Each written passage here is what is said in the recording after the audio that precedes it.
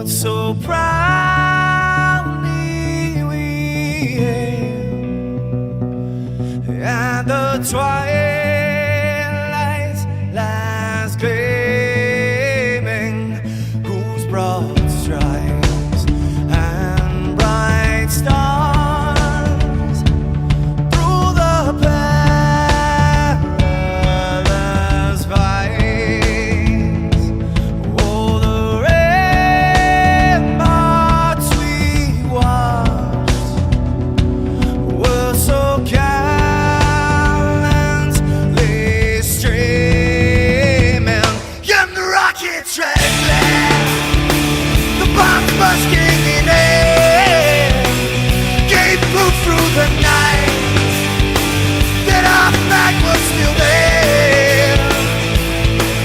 Oh, say, does that star-spangled banner yet wave o'er the land under the fray, and the home of the brave?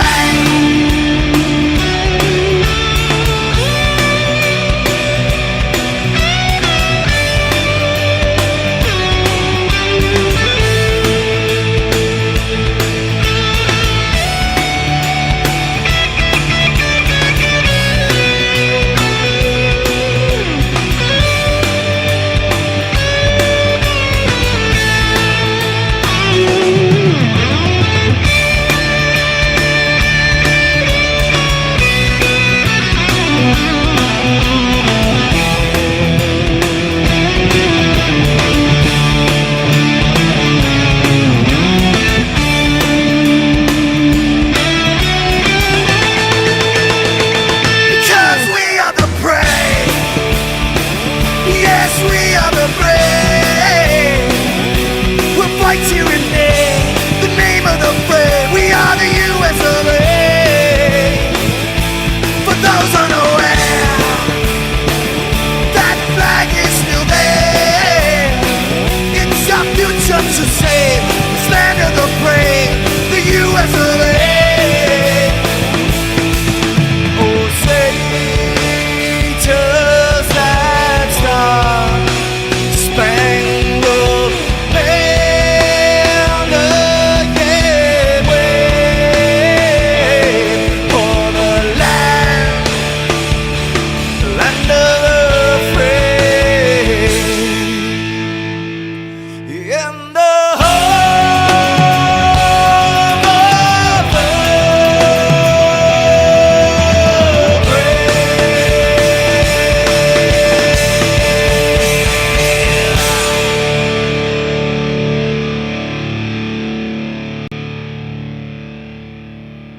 God, grant me the serenity to accept the things I cannot change, the courage to change the things I can, and the wisdom to know the difference. And this morning we have a guest, the one, the only Grumpy Acres Farms. Woot woot. Morning, sir. All right. Can you hear me now? Great. I can't hear you. You can hear me. Well, this is just too damn fun. One Grumpy. second. Yes, sir. Y'all just bear with us.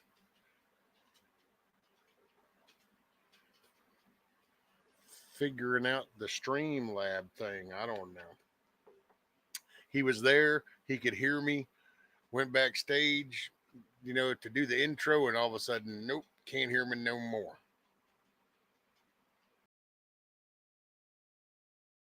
So me no sabe nada. So hey, I'll take a quick minute and let me say morning to everybody. What do we got? I saw Scat Pack, Indie, Widow's Diary, Coffee First, Mrs. Metal, Garrett, Dusty Country Roads, Big Dusty, Little Dusty. Got Savage Lee stopping in, Blackbird, morning. Make sure I didn't miss no bride guy come sliding in. Now we're going to try him again. Can you? Nope, can't hear you again. Hold on. Let's see. Bear with me.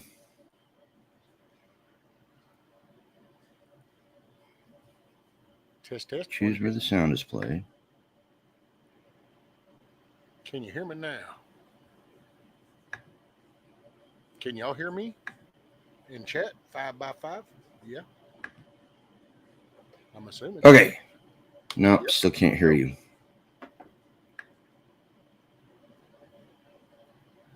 Can y'all hear me?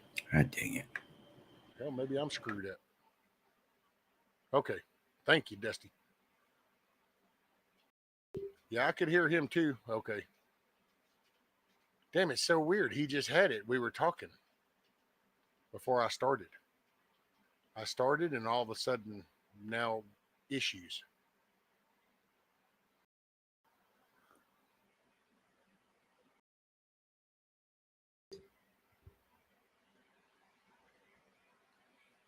I'm a lot quieter.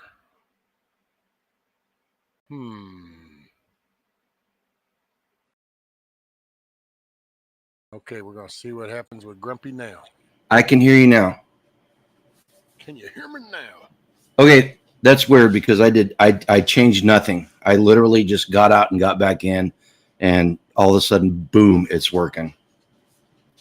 Hey, you just roll with it, adapt and overcome. How's everybody going this morning? Looks like you got some people in here. Yep. We got Widow's Diary, Indy, Coffee, Dusty, Big Dusty and Little Dusty. Got Blackbird, Mrs. Metal, Scat Pack, Bright Guy. So we got some people, some peeps. Hey, it's Saturday. Yeah, Coffee. I didn't hit mute. It just when My new little coffee cup. Yep. Oh, business owner. I can't read the small print. Badass multitasking miracle worker isn't an official job title. Oh, absolutely. Hey, before we start, I got a joke for everybody.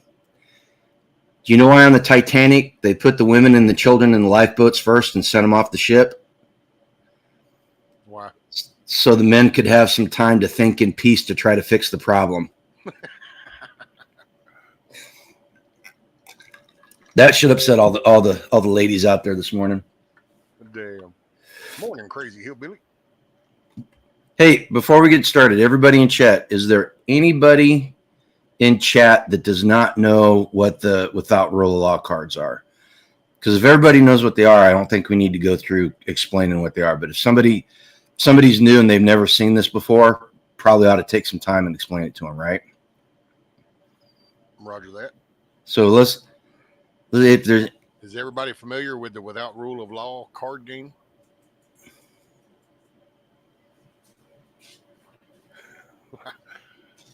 No, actually, that was a woman joke, Coffee. Got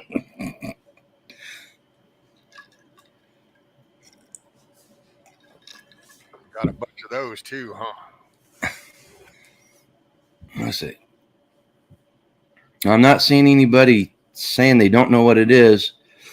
Before we start, again, YouTube. These are for entertainment and educational purposes only. We are not advocating violence, insurrection. We are not giving medical advice. We're not doing anything that runs contrary to the narrative that you are pushing. So please. Wrong, we're not doing it. Yep, exactly. Exactly. It's a sad state of affairs that you have to do that now. I was thinking about the way YouTube used to be, like 10 years ago. It was like the Wild West out there, and you could say basically anything you wanted, and it was a forum for discussion and enlightenment. And now it's more like the Colosseum in Rome. We're in the feels stage now. Now everything is dictated by feels. Yep. So whenever you're ready there, Rescue, you just give me the word. Let's see, what do we got? Well, we got 21 people. I think that's what YouTube is showing. Yep.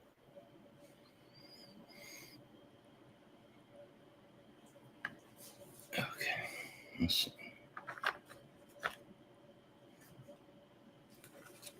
see, coffee.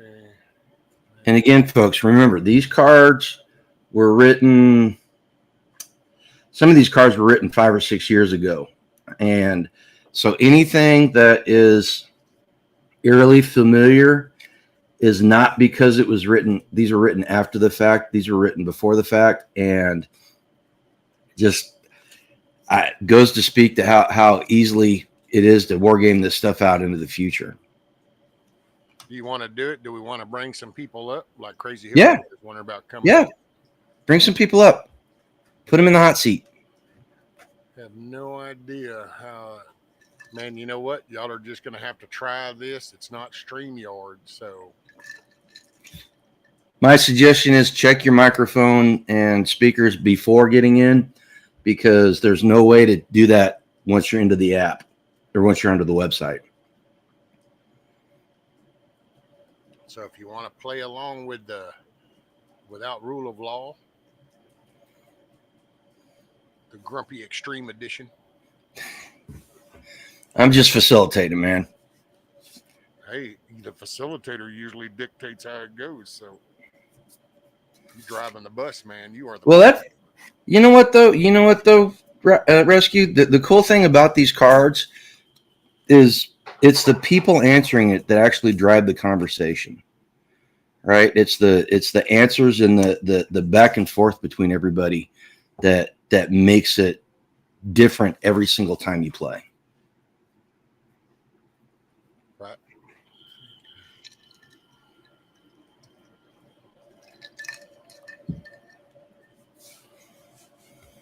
I think Crazy Hillbilly might be trying it. I don't know. Remember, if you try the link and you come up, be sure and cut the YouTube off.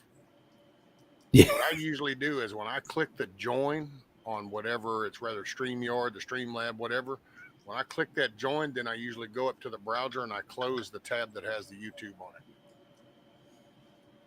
You can always reopen it later if you wanted to, but and of course I do my shit on a computer. The phone, I'm still blown away. I don't know how y'all manage all this stupid shit on these stupid little things, like making short videos, upload the whole damn video all off the phone. I'm like, yeah, okay, my fingers are way too big.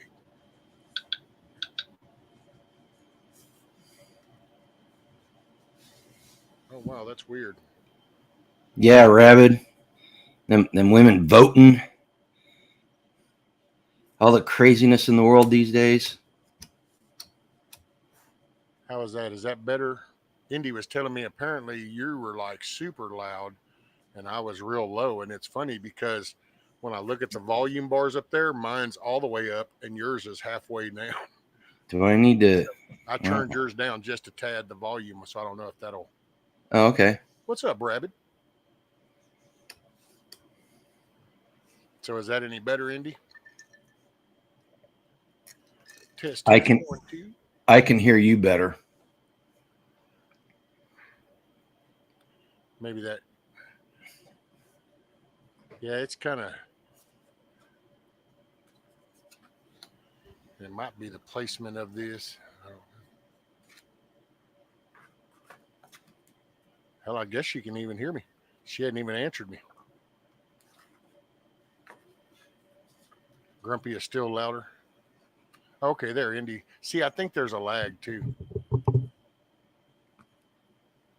Grumpy is still louder. So no, you're still louder. I don't even know how you. Here, how's that? Is that better? Is that any better? Turn my microphone down a little bit. What's up, Joey? Cuffed Include. By the way, Cuffed Include was Joey Fetters Grove.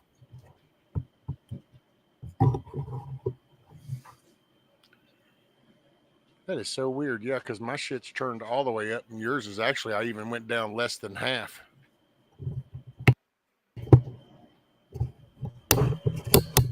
Let's try this. Just shows me that every other day they've told me that, see, they acted like they could hear me, but apparently I've been low this whole time because nobody ever said nothing until now. See, they were like, yeah, sounds good, Rescue. No, I'm just picking. I thought it was just on my end. Here, turn the volume down and put the microphone just a little bit further away. How's that? Is that better? Watch this. Now, can y'all still, how's that? Hey, what's up, Oops? Oops. Oh, now, is that better? Can y'all hear Grumpy? Can testing 1, 2, 3. Better. Is that any better? Better? Okay, yeah, they say better. Okay. Damn, dude, it's so weird. I wish I could take a picture of this. So the slider dot, the slider, and so you got this little round icon, you slide up and down the bar, right? Mm-hmm. Your shit, I had to take all the way down. There's a sliver of blue to the left, like barely on, and mine's like all the way to the max. See, and I turned my microphone volume all the way down. I got 2 jealous dogs down here at my feet now. The missus got up, so the 2 dogs got up, and now it's like, heaven forbid, if one should touch me, the other one has to come up and touch me because one's gonna not get more pet than the other. We've got that problem here too. Oh, Tortor and little Tortor. So did you see the video that I put out yesterday, Rescue? Little I told you so. The walking one? Yeah.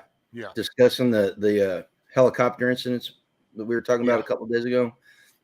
Yeah, I was pretty sure that's what that it was just somebody not following safety procedures, and conversation. Some of the comments, people need to understand something, that those military pilots, especially those helicopter pilots, they are used to working like meters above the ground, and if you're on a military operation and a helicopter comes in, you know what's going to happen and you kind of expect it. There's videos all over them blowing porta potties around in Afghanistan and all kinds of crazy stuff. And I had a feeling, without watching the video, I had a feeling that it was just a pilot coming in too low and not realizing he's dealing with a bunch of civilians and stuff that's not secured. And turns out that's what it was, Well, which, I kind of, because that whole region is, they're dealing with and trying to react to stuff that they've never even had to deal with. They're not trained in that. They don't. right. That poor little National Guard dude, probably trying to do the best he could. And who knows?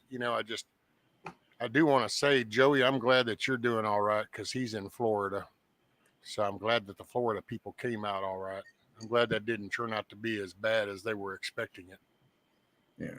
Well, the stuff in North Carolina and Tennessee, they were speculating yesterday that the death toll may be higher than 9/11, and there's people that may never be found. Well, I was that interview, and I was showing clips yesterday during that. They were even talking about, and I mentioned it last night on Indies, but those guys were running into families that really had no clue just how bad it was. They thought that it was just right there. Give it 3-5 days a week, maybe, or something. They'll get power back on. And then they would show them videos going, no, I don't think you understand. And, it's just, so there's people all throughout there. And you figure, dude, that might be a little dark, but hey, they're recovering people 15, 20 feet up in trees and stuff because of the level of the water. And just depending on when you got pulled into it.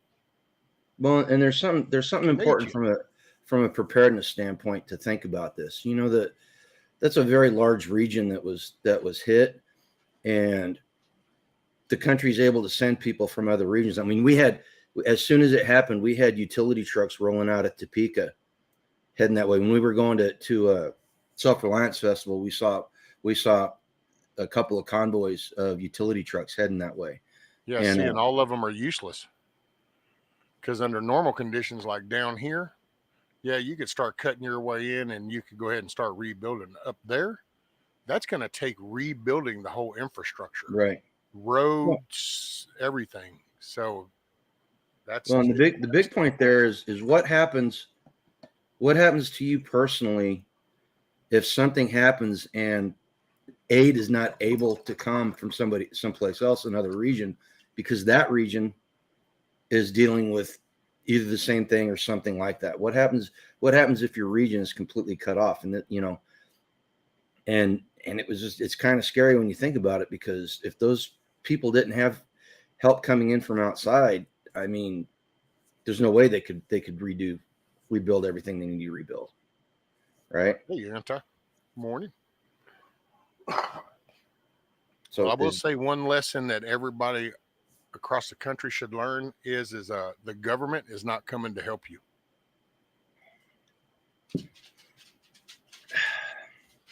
So do not rely on the government.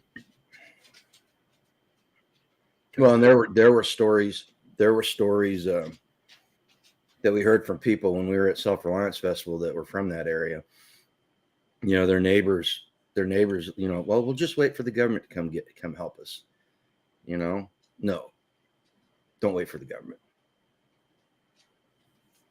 Yep. Well, the government's sole purpose. Go on. Another lesson learned from this is elections have consequences.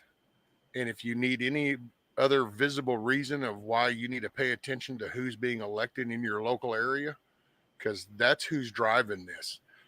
And that's why I said that last night. You can shoot all the way to FEMA if you want, but it's the mayor of that town that said no, no, no, or do this. It's the sheriff of that county that said no, no, no, do this. It was the governor of that state that said no, no, no, do this. The two guys, one from aerial recovery and the other guy out of the Florida State Guard, their storm response that DeSantis established, they ran into a crew out of Michigan because the governor of North Carolina had outsourced the recovery, literally opened it up for bids, and a Michigan team took the bid. So they were literally there not to save lives, but to make money. And that just, when you put that mindset into that, I personally do not understand how anybody, but then again, the COVID thing shocked me with the medical field, because you literally watch professionals telling you to put 2 pieces of shit on your face and that's going to protect you. So it's like I lost faith in that. Well, you're watching a fire chief and you're going to play politics with recovery. You need to be gone. And I hope that whenever that area recovers, that they remember these names of these people, because those local people are the ones that brought down the shit. The government might suck and the government might respond and shit, but it's your local people that actually make the call, because local people could have said, bullshit, let's open up that airport. Bullshit, let's open this up. Hey, let's open up the school fields. Let's take in every public utility they could have had access to.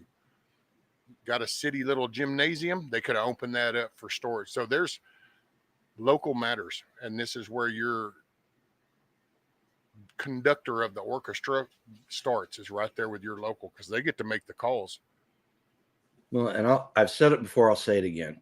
One thing everybody needs to understand: the number one thing that any government is trying to do after disaster is keep continuity of government. That is the number one priority, and everything that's done on the initial part of disaster recovery is meant to do that. And if it helps people, then that's just a benefit. But the government is more concerned about continuity of government and being able to govern than anything else. And I'm not saying that just because I'm being anti-government or anything. I have worked in and around the federal government long enough, and local governments to know what disaster recovery policies look like, and across the board they're exactly the same. Make local government genuinely accountable. I mentioned it before. Go out and check out Northeast Kansas Open Government and see what it's like when you start filming your local government meetings, right? Go get involved. And I feel terrible because I missed the planning committee meeting a couple of days ago, but I didn't find out about it until like the afternoon it was going to happen. And I had some other stuff I had to do. The blizzard. I think it's 1978. Yeah, 1970. I remember that. Otherwise, see, I knew it. Big Dusty and Little Dusty, they're time travelers. They're all the way from the year 7,778. come back to tell us just how fucked up we are.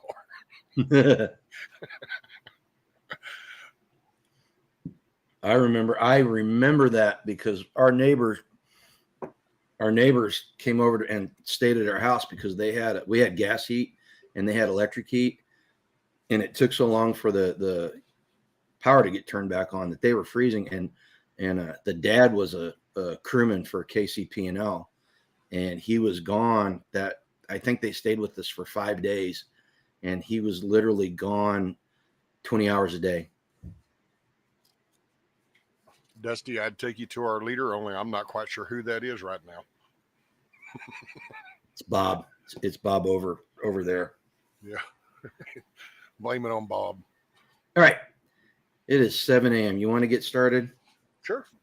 Hey, you all ready to play some without rule of law? I got so much to do today and so little motivation. I'm gonna have to. Yes, sir. I totally can feel that pain.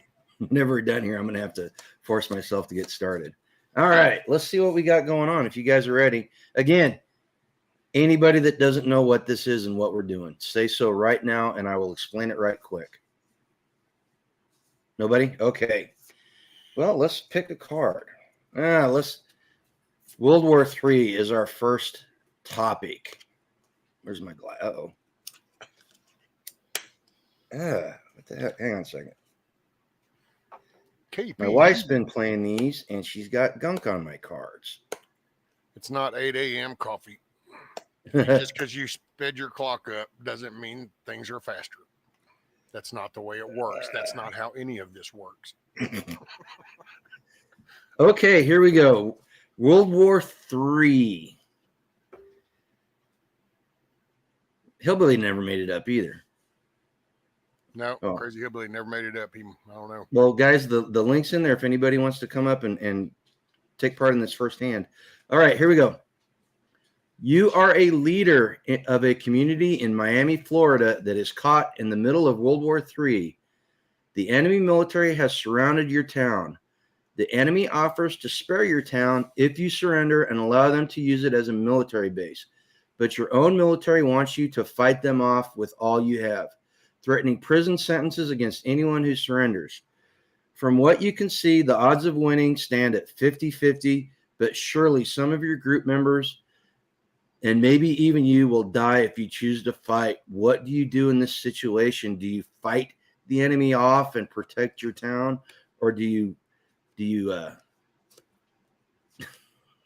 mean, I'm sorry, did you see it? Did you see Huckleberry's comment? Well, I gotta say, okay, so I would say I would fight. So I'm gonna fight. But you gotta wonder, whoever wrote that, it's like, first off, dude, why'd you pick Florida? Because if we're actually World War III and you're in Florida, you're screwed because you have literally coast on both sides of you, and you're just like they can erase that with a couple of destroyers, so just to be in Miami, it's like you should have relocated during the beginning of World War III. That was not the place to be in the first place. But I would fight. Just can't give it up, man. That whole one, there's something about the mentality of, and I think people might, because it sounds comfortable, more like, okay, nobody ever lets you go. It's like, oh, well, you're going to be a prisoner of war, and and you're going to get treated like shit, and you're probably going to end up with diseases and wounds, and you're not going to get treated. So, I mean, why are you volunteering for that? Just go down swinging. Yeah, I agree. It's if you can't run any place, you might as well fight. That's it. Bunker down. Coffee says fight. What's that? Savage Lee's responding back to Rabbit. There's no changing our lives, nor any desire to. We have to let time play out in order for events to transpire, so they'll have the ability. Oh, they're talking about time travel. Oh, morning, Savage. Well, yeah, I said something about that with Dusty and them, so I guess then it. I thought Savage was trying to be all deep and thoughtful on this. So is everybody in agreement that we fight? Is there anybody out there that says, you know what, we save our town? Rabbit's already making flamethrowers in response to this question. Well, apparently, who is it that's anti is going to sacrifice everybody that's wearing Crocs? So I guess I know now that if we ever get in the foxhole, well, I got to take out anti first because he's going to sell me out because I kind of like my Crocs. Die on my feet versus living on my knees.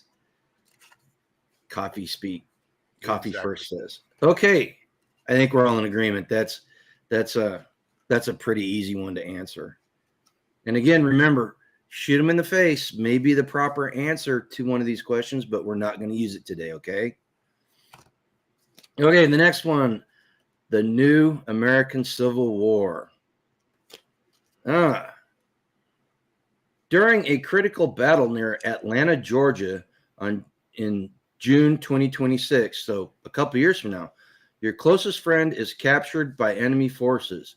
You have the opportunity to mount a risky rescue attempt, but it could jeopardize the lives of many in your group.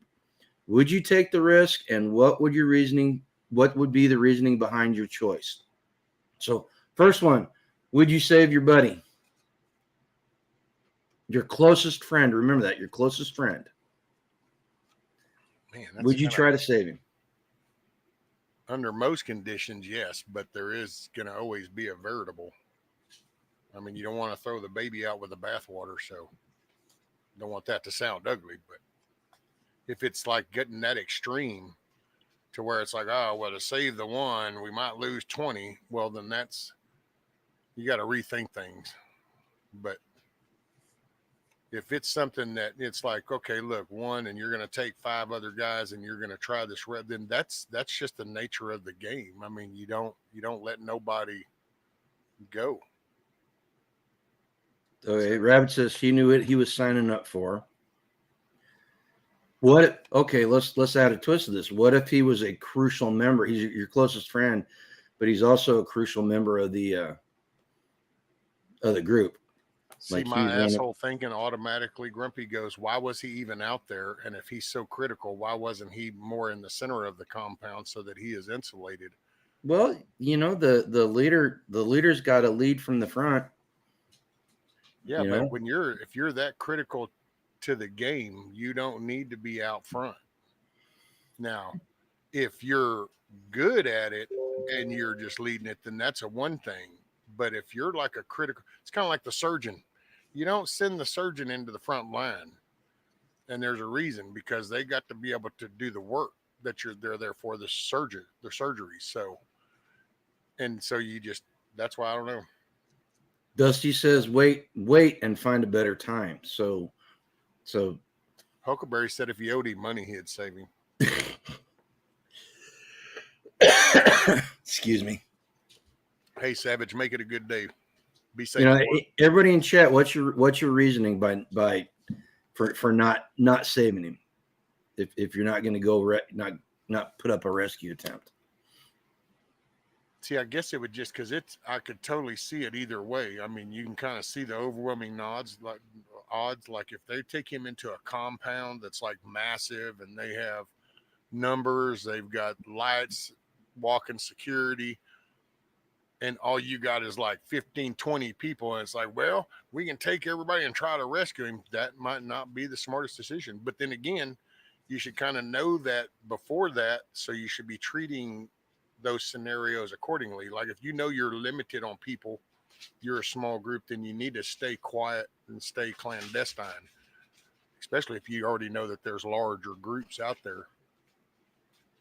Well, and I'm a child of the 80s, and so my reasoning is the needs of the many outweigh the needs of the few, and I would weigh that, and that would be my reasoning about doing it. I'm not going to jeopardize the entire group for one person, even if he is my closest friend. If the opportunity arises, then yes, maybe we do that, but most likely not. Most likely it's not going to happen. We're not all main characters in a movie and the plot's going to go our way. We deal with the situations as they're dealt to us, right?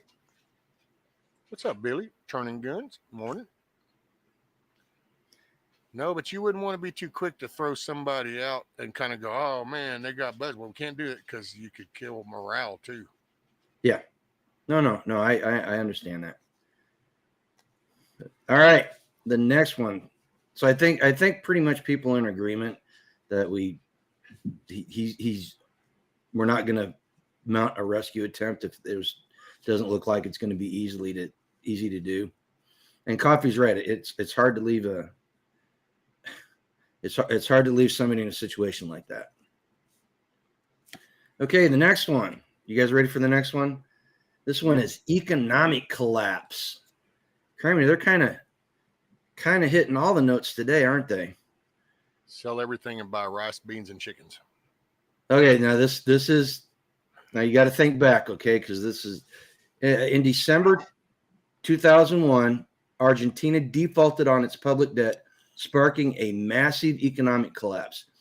You're a police officer in Buenos Aires and are ordered to suppress protests against austerity measures. The demonstrators include your friends and family who are suffering due to the crisis. Do you follow orders to protect your job, or do you stand with your loved ones, risking your career and potentially your safety?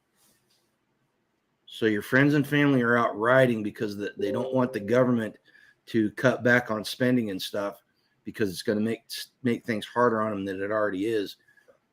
Do you go out there and stop the protest, or do you side with the protesters? So they go under an economic collapse and they want people to stop buying things. And so the other people are protesting that they want to buy things. Basically. Pretty much. Is that? Oh, I'd have to stand with the protesters. Okay. Well, and a lot of people in the chat are saying no, stand with your loved ones. Okay, now here's a question for everyone in chat. All right. So your country's gone belly up. The economy is crashed. Austerity measures are the only way in the long run that your family and your loved ones and your friends, the very people that are out protesting the austerity measures, it's the only way that you're going to get the economy back on its feet.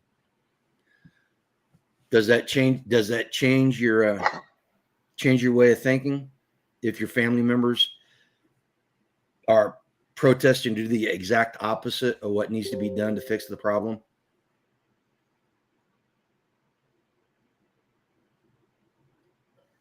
I guess I must have missed the question. I don't know. I don't.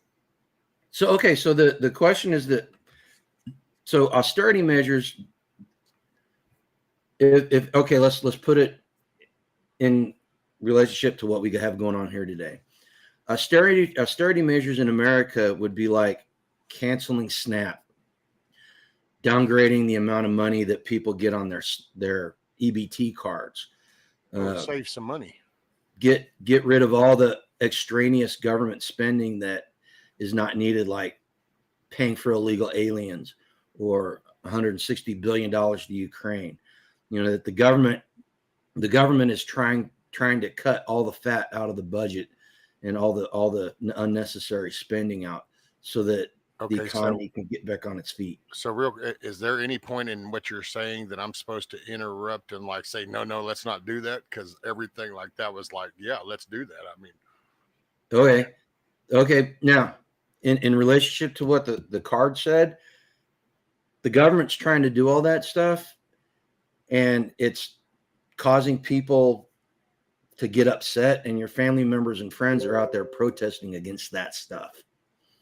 Okay, so can we redefine what family means? Is this like children? Children, you go out there and you whoop that ass and you take them back in the house. If it's the other half, yeah, you have that nice little stern conversation going, get your ass back in the house, and then you tend to your house. See, and that's my thought on it. If my friends and family are out there protesting, yeah, it may hurt. It may hurt in the short term, but in the long run, it's going to fix things. And I would tell my friends and family, I said, look, you guys need to stop. Buckle up. We're in this situation because of all the things that you want to protect.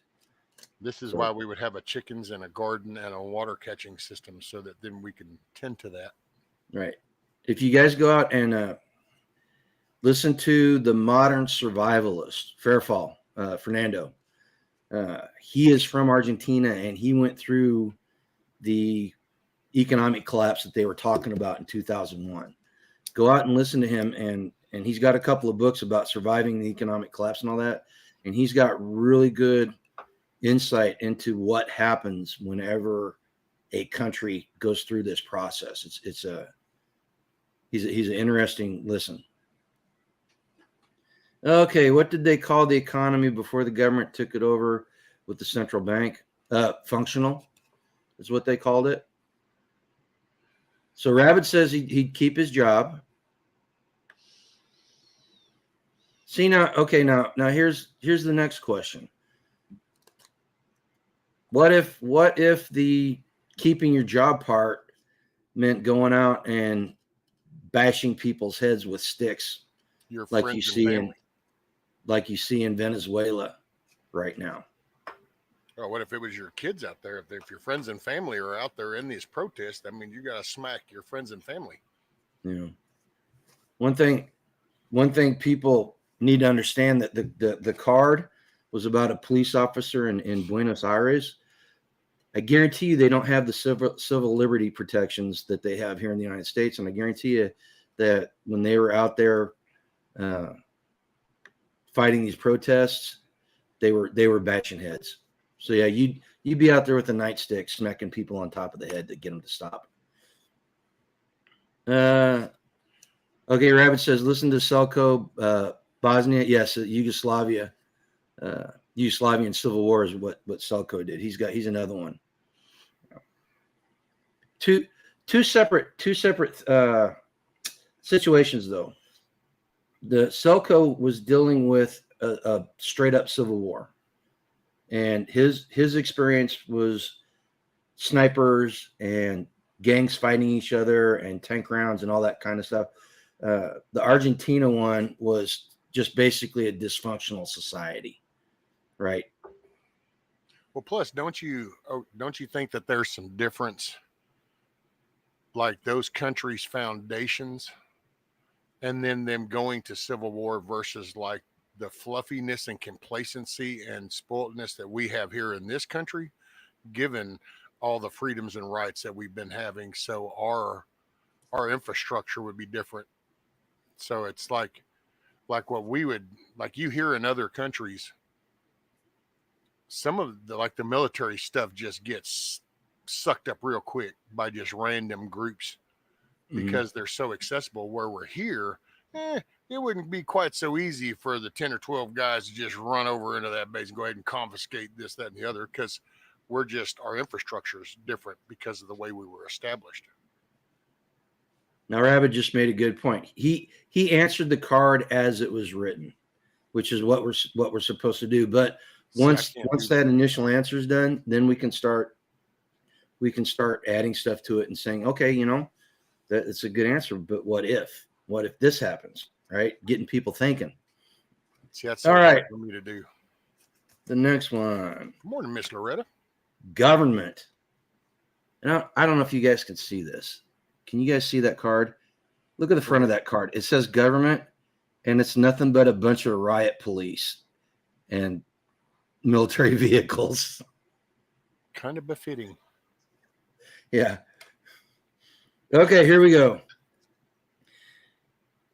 In January 2032, in the shattered ruins of Denver, Colorado, the government has established a system of mandatory surveillance requiring citizens to report any suspicious or subversive acts.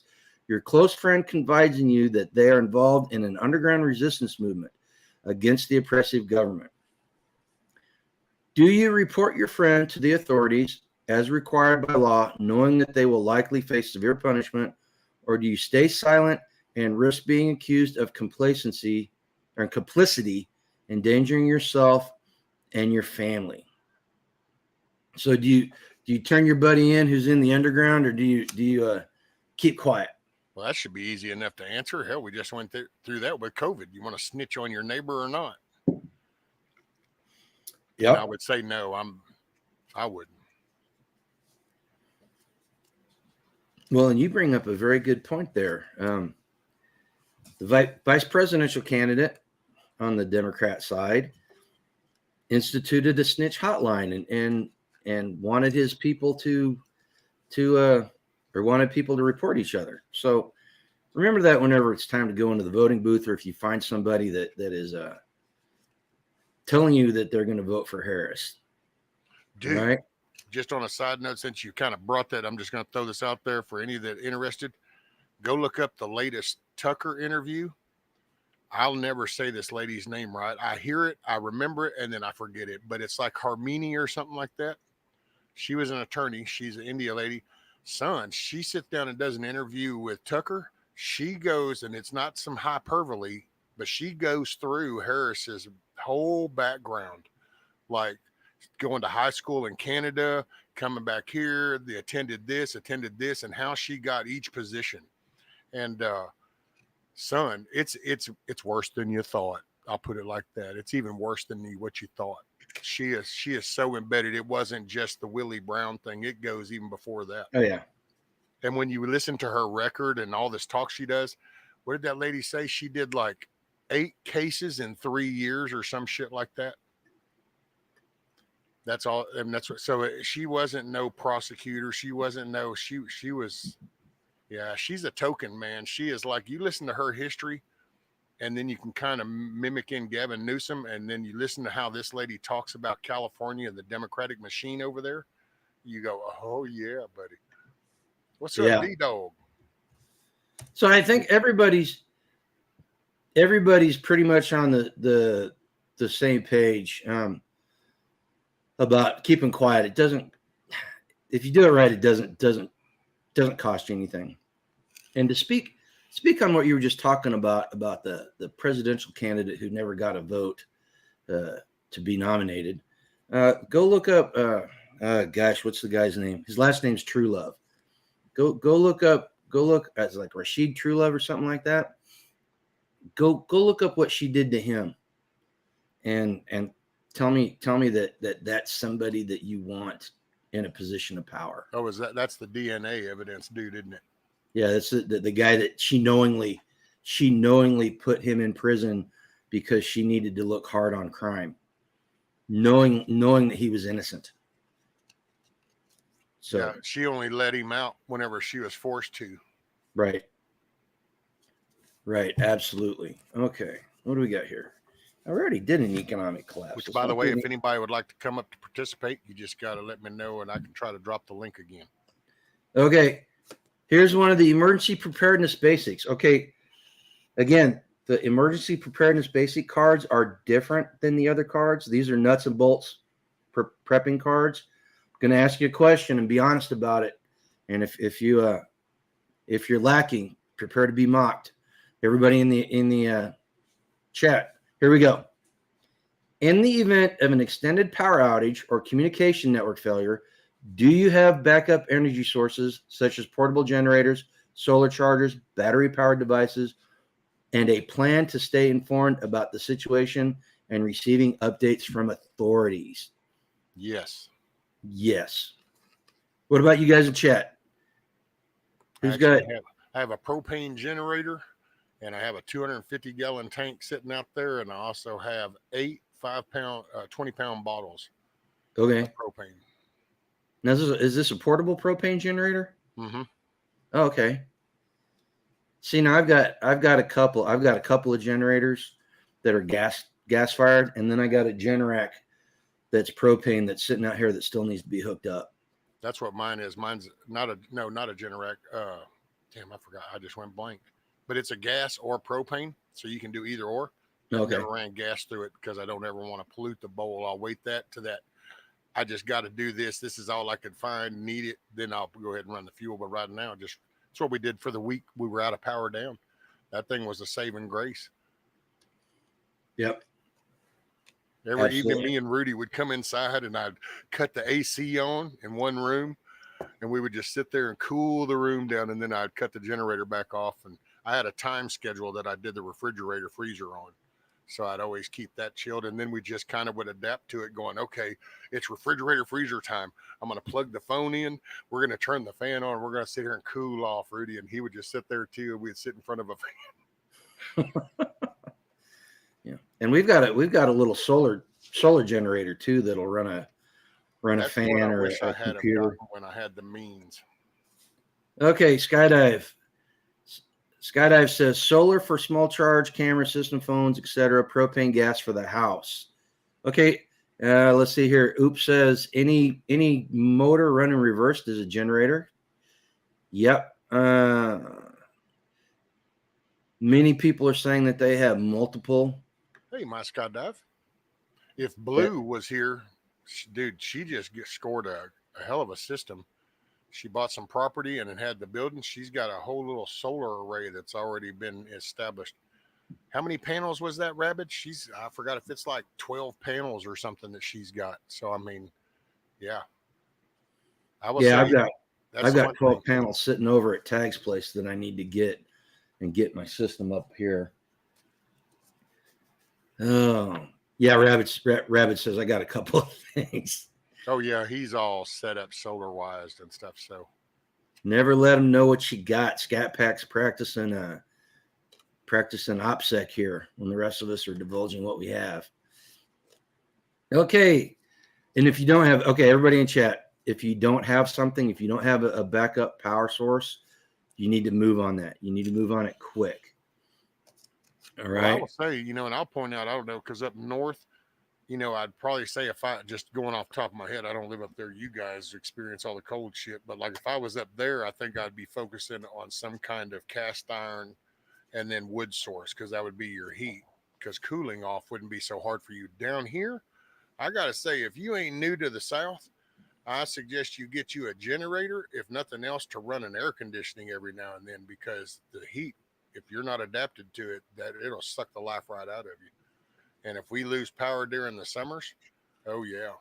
Like when that storm come through and we were out for a week, shit. It was 98 degrees, 100 degrees during the day. So, Is it dry enough down there that y'all can run swamp coolers?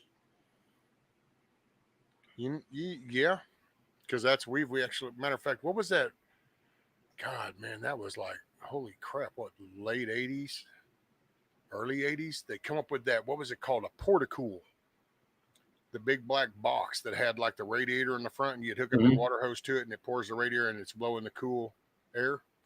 Those, yeah, that's kind of like almost every fishing house, back porch. You got some version of that, or Okay. else you got one of them big old shop fans that just blow. But I would look at that and I would think about that, and I just kind of, and I don't mean to say this in no kind of rude way, but I would just be sure and get out of yourself. Oh, I got all this, I got this, because you just want to. What's the temperature and shit around you? What is that? Does that are you in a hot environment? You're gonna want a way to cool off. Cook. Open the doors and windows and cook outside. That's how we do it here. Yes. Although Yoda did buy a portable air conditioner this spring, so she didn't have to suffer through like she did last August. Okay, the next one: natural and man-made disasters. Let's see here.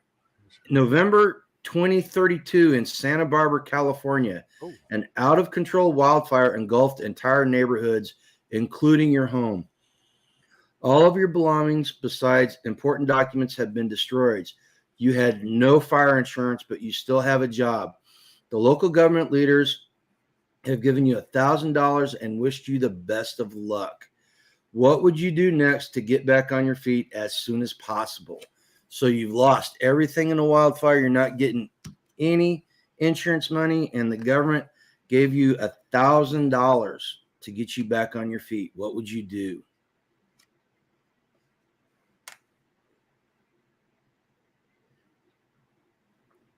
yeah. Well, start rebuilding as far as just a general like right off. I'd start cleaning up and you rebuild. But yeah, I like Oops's answer. Get out of Cali. you shouldn't have never been there to begin with. You use that $1,000 to go someplace else. Well, I mean, and that's right. If it's like, because here, if like that happened here, I would start cleaning up, and I would take that $1,000 and I would buy a tent and we would just start fresh. I mean, and all okay, if I threw that in an honest perspective, what would probably really happen here is I would end up finding me a little building to put, and she would actually go live with her family until I ended up, if we ended up getting something built, and just try to do. That's right. Said the hell with that California. Hey, See, even the dog knew better than to go to California. I think there's Hey, a there's deer. Blue. I think Speaking there's of a Blue, deer down by the tree line. what's up, Matt? That Well, that's true. Oops, guys, a point. $1,000 in Cali's like $10. yeah. Okay, Scott, just got to pull yourself up by the bootstraps, build something. Some of the answers. Okay. I'm gonna job or no. If I've lost everything and my town is a complete ruins, I'm probably going to relocate. You know, this is why. Hopefully, your community, your entire support structure did not get burned out, and hopefully you can go locate with them. If not, you know, most people, I find this very interesting that they use California as the example. Do you guys know who Porterhouse and Teal is? The YouTube channel. He's a permaculture guy. He's in California up by Sacramento. Very, very knowledgeable guy. He used to be a fire jumper and all that stuff. The only reason why him and his wife are still in California is because his kids are there, and he wants to stick around his kids, you know. So I think if my kids were in California, I would relocate with them and see if I could still do my job. If I couldn't, I would find someplace local to stay, send my family to live with the rest of the family, and try to start rebuilding somehow. And I saw somebody. Kiss Off.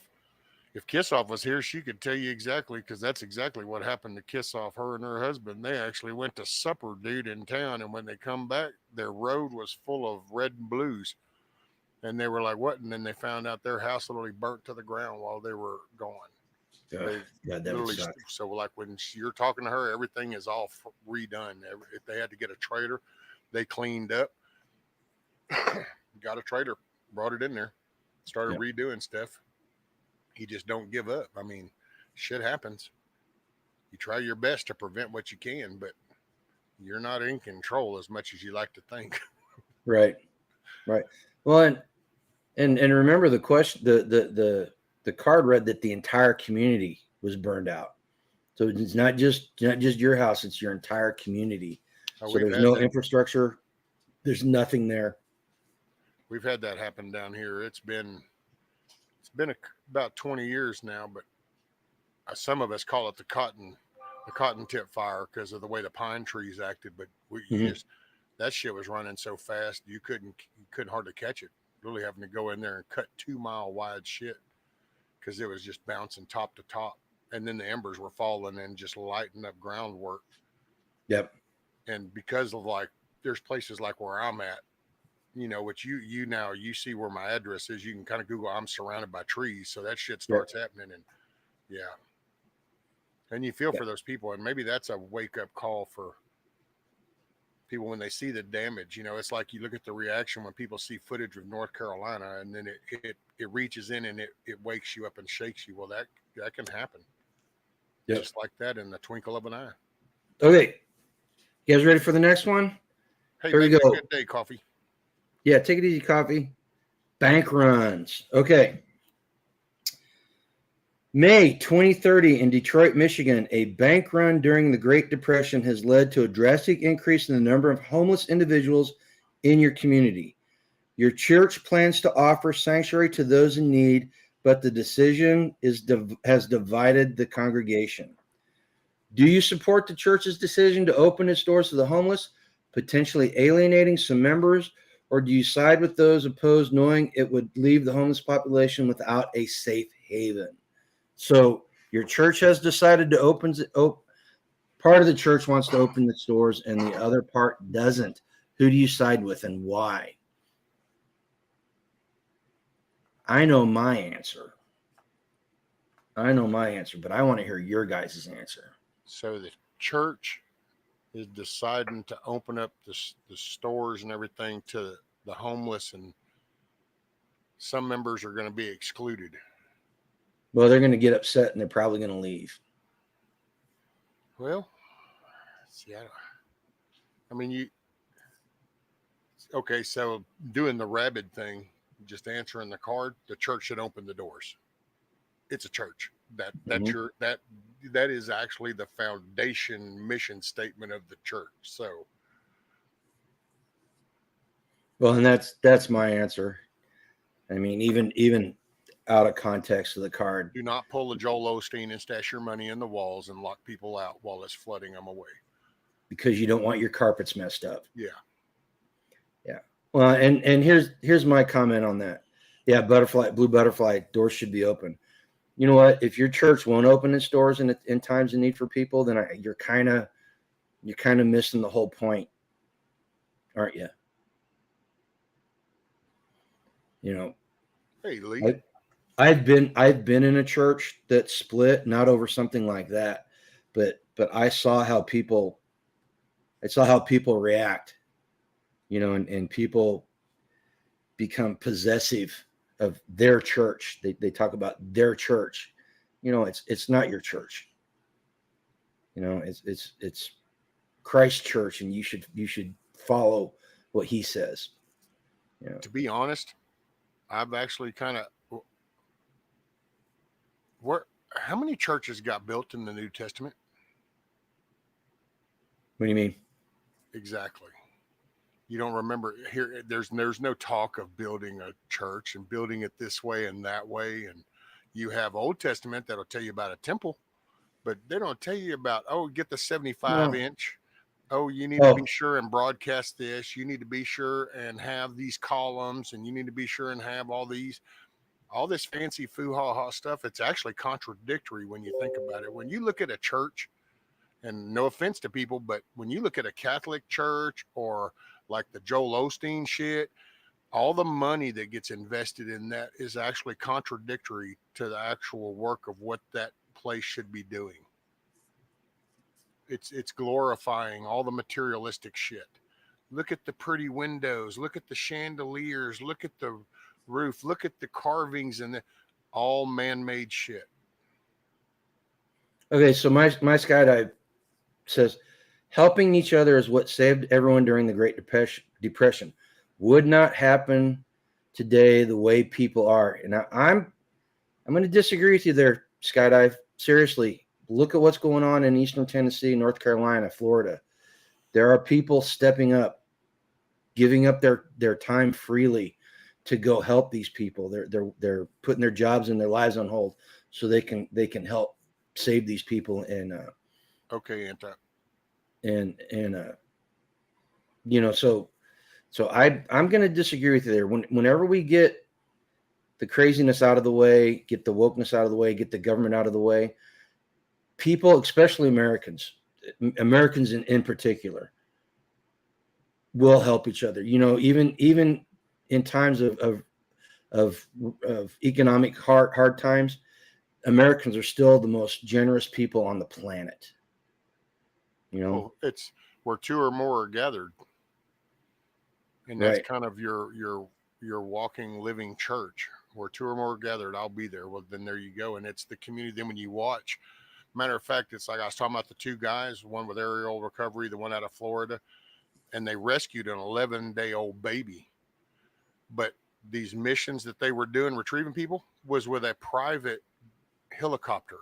A guy donated his helicopter and his pilot to fly them in and out.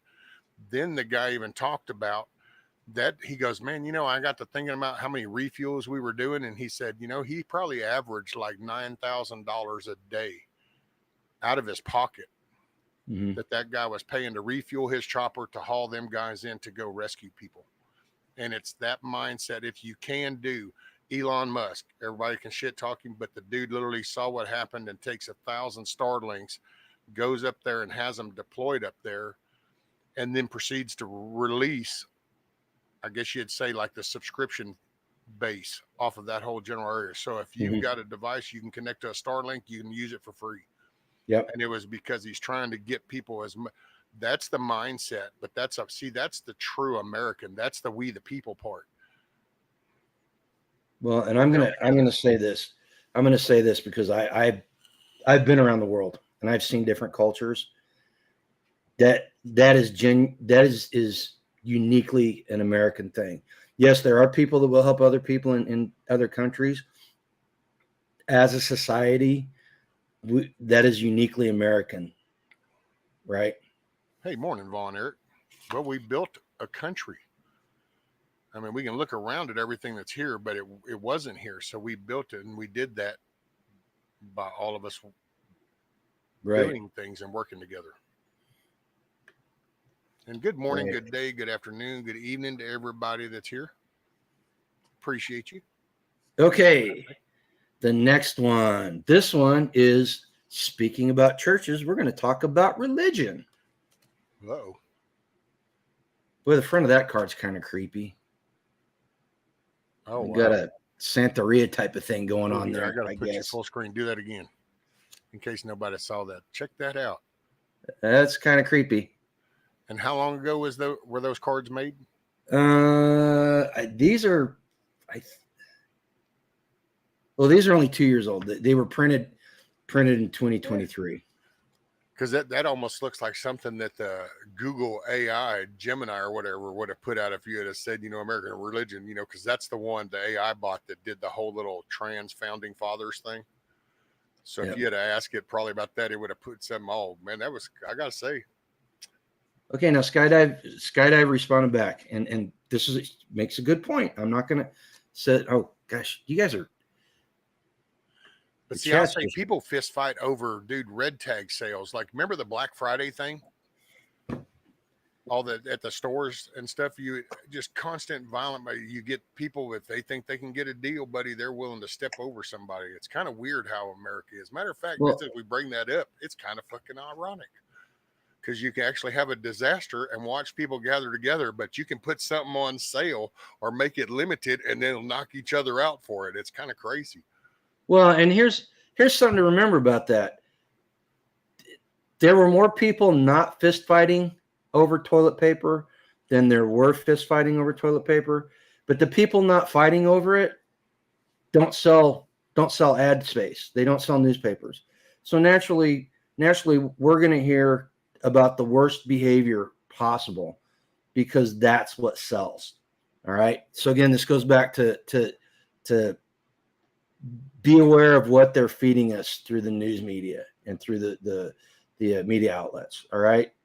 But even before the toilet paper thing, you'd have it on the Black Friday sales and these major one-off sales. And then next thing you know, stores all across in all these cities, major stacked up people, and they just go at it and step over, grab that TV. No, I get that bookshelf. That's the last. And it's just, it is kind of, now that I run that through my head, it is kind of weird to the contrast because if you put the sale on, they'll throw down over that sale, buddy.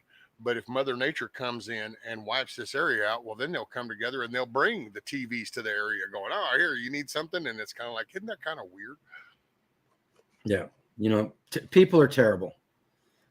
Yeah. People are terrible, but most people aren't. Right? Most people can regulate their behavior and not stab somebody over a $49 20-inch TV, right? So just remember that. We gotta make sure that we're looking at things in the proper light. Okay, let's talk about religion for a little bit. Go road tripping, Miss Metal. Got a great weekend. Off we go. All right, keep your head on a swivel. Make it a good day. In October 2026, in the ruins of Seattle, Washington, the collapse of society has given rise to a militant religious group that forcibly converts survivors at gunpoint. Sounds like a certain religion. Anyway, you and your loved ones are captured and faced with the choice to renounce your current beliefs and join the group or resist and face dire consequences. Do you sacrifice your faith to ensure your family's safety, or stand firm in your convictions, risking the wrath of the extremists? No, I'm Hmm. not changing my faith.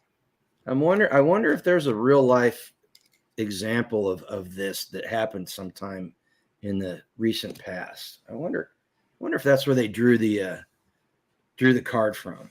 So you said Well, I'm you keeping my faith, dude. That's your you keep soul. your faith. That's eternity. Yeah. What about you guys in a chat? What if and okay, so there's some people in chat that said that they don't go to church and that they're not into it, right? They're not okay. I'm just saying they're not. Don't get upset when I say this, people. There are people out there that aren't Christians. They're not. They don't follow the Christian faith. They're good people. They just don't follow the faith. What do you do? What do you do if somebody comes in and says, "Hey, you have to follow our faith or else," and you really don't have a basis you've got nothing to stand on in that regards. Well, yeah, even if you're an atheist, I mean, are you going to hit your knees and give in to what they tell you that this is what you got to believe? Are you willing to do that? Right. That exactly. That's where I was trying to go. So what do you guys do then? What if So you're will not you comply or not comply? exactly? Me and Grumpy are playing the without rule of law, and the question was if you were forced under basically, forced, gun, whatever, to either drop your faith and adopt this new groups, would you do that? And then we were talking about from an atheist perspective, somebody that doesn't have a God relation. So as an atheist, would you be willing to give up whatever it is you think and actually succumb to their? So would you comply to their? Would you give up your faith? Oh, I want to hear Mrs. Rescue's answer. You have to lean this way. I think something went screw this morning. No, I would not. Okay, she would not give up her faith. Okay, Rabbit says just say heathen. Okay, okay. If you're a heathen, actually, I don't know if that's really what I was talking about because that's something in and of itself there too. Well, it would just be a comply or not comply. Because, I mean, you don't have to specify like a certain religious belief or anything really to that. I mean, even it's under religion, but when you kind of break down the question, it's just basically, will you take whatever your belief structure is? And are you willing to change that under force? Will you do that? Will you succumb? Will you comply under force to change your way of thinking and believing to fit that? That's kind of the way I take the question is, regardless of what your Catholic, Methodist, religion, are you willing to change your way of thinking and believing because you're being told to? Well, I think that the key part of that is the faith part. Whenever you talk about renouncing your politics, that's a completely separate thing from renouncing your something, your faith in a higher deity and stuff. Well, now Christian belief, that's a soul. So you're kind of making, but I mean, if you looked at it on just nobody without a belief, are you willing to do that? That's why I take it. Right. Hey, can you hold down the fort for just a minute? The missus is fixing to be head now. She's got to go pull a couple hours at the bank till noon. Have a good day, Miss Rescue. Thank you. You guys too.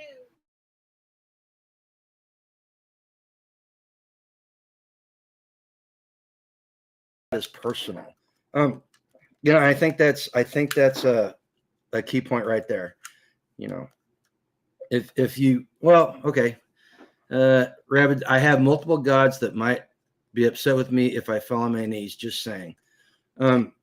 Again, if you're willing to change your faith or lie about it, how strong was that faith to begin with? Right? Exactly. Oh no, you should, Blue Butterfly. You should judge Rabbit. He needs judging. He got to keep him honest over there in the Ozarks. Okay, let's do pandemic. Let's do a pandemic card, okay? Now remember, these cards were written before 2021 and 2022. In February 2030, a new pandemic emerges in Phoenix, Arizona, causing a massive surge in hospitalizations. As an ICU doctor, you are faced with an impossible decision when two critical patients arrive simultaneously, but only one ICU bed is available. One patient is an elderly community leader. The other is a young single parent. Both have an equal chance of surviving. Both have an equal chance of surviving. Whom do you choose to admit to the ICU, and how do you justify your decision? Okay, go. So Dusty says we keep the younger one. Okay, Dusty, why? As concise as you can in so many characters that they'll give you. Why do you choose the younger one? What about anybody else? Huckleberry says flip a coin. Rabbit says the younger one. Okay, I'm not hearing out of all the answers. Huckleberry's probably got the one that I don't have to question because he's just using chance at that point. But the people that are saying younger, what's the reason why? Oops says more life to live. Okay.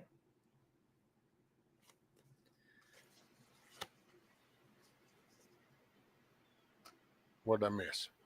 So the question is, there's a new pandemic, and you're an ICU doctor. You've got one bed, and you have two patients that have equal chances of surviving that come in at the same time.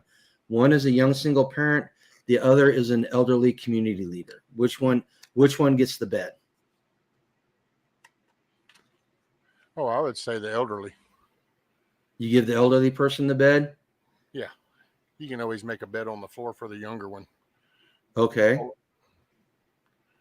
So the older one would need the more comfort. They have the more brittle bones, more wear and tear. So rescue is splitting the difference and saying that we can. The younger one's got a better. The chances are better. The younger one surviving in harsher conditions than the elderly person, right? Yeah, you could say. Okay. That. I'm good with that. So a lot of the answers we're getting in chat are the younger one because the younger one's got more to live for. They've got the kids, and the older person has lived a good life. Oops is agreeing with you. I do everything to save them both and maximize. So just like you said, you're trying to maximize both their abilities to survive.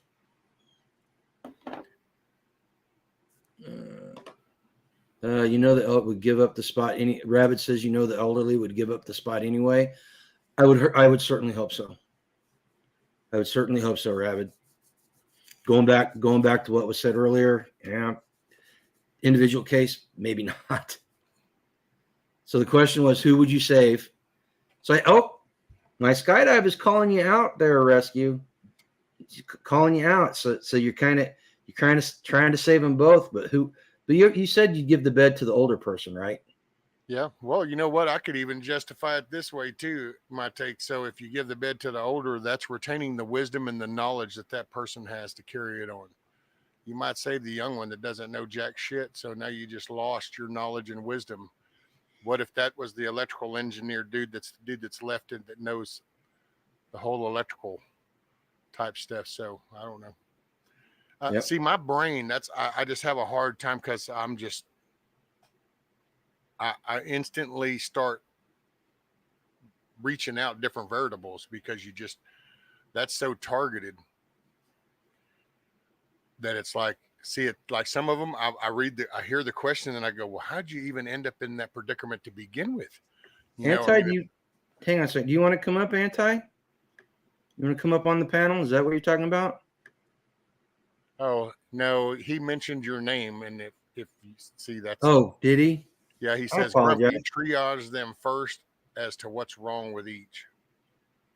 I'm sorry, Anti. Listen, the chat window is extremely small on Streamlabs, and it just whizzes by. Seriously, it's like moving in blocks, and I can't see everything. Is it So small for you? Well, no, I've never even asked that, because see, over on for me, the chat window is the whole width of the browser, so the whole height of the browser. I can see 3 messages right now. I can only wow. see 3 messages at a time. Oh wow! See, I didn't know that. That sucks. And it's I probably thought my it would browser. see like I've got my browser set because the eyesight and all that stuff. Oh, So okay. yeah, and here's the thing about this card. This card is not necessarily about a doctor in an ICU. That's not what this card is about. This card is about, number one, like Anti said, triaging. Number two, you're assigning value to people, and we do this all the time. We assign value to people, and this card is getting you to think about how you assign that value. You know, just with the information on this card, it's very, very sparse. Now, what if we put into that description that the single mother is she's on welfare and she's got multiple baby daddies? Does that change your, and the other guy's like Rescue said, very knowledgeable, like he's got some key knowledge or something, right? So does that change how you evaluate those people in a survival situation when you're triaging? I'm going to tell you, yes, it does. Yes, it does. But that's what you got to think about. That's actually what this card is about. I know, right? Some random dude, by the way, morning. Old Grumpy went over into HUD housing, didn't he? Look, I worked 17 years at an inner city hospital. We had multiple mass casualty drills every year. I saw a couple of mass casualties in the 17 years. I know how the triage system works, and yes, when you're triaging people medically, you're supposed to put all that stuff beside, and you go strictly on the person's ability to survive. Doesn't matter who they are, but we're human, right? And people do stuff like that, and that's what they're trying to get people to understand and think about. Hey, Snooks. Morning, ma'am. Okay, so we're kind of split. Everybody's split, younger, older. I like the reasoning behind everybody's answers.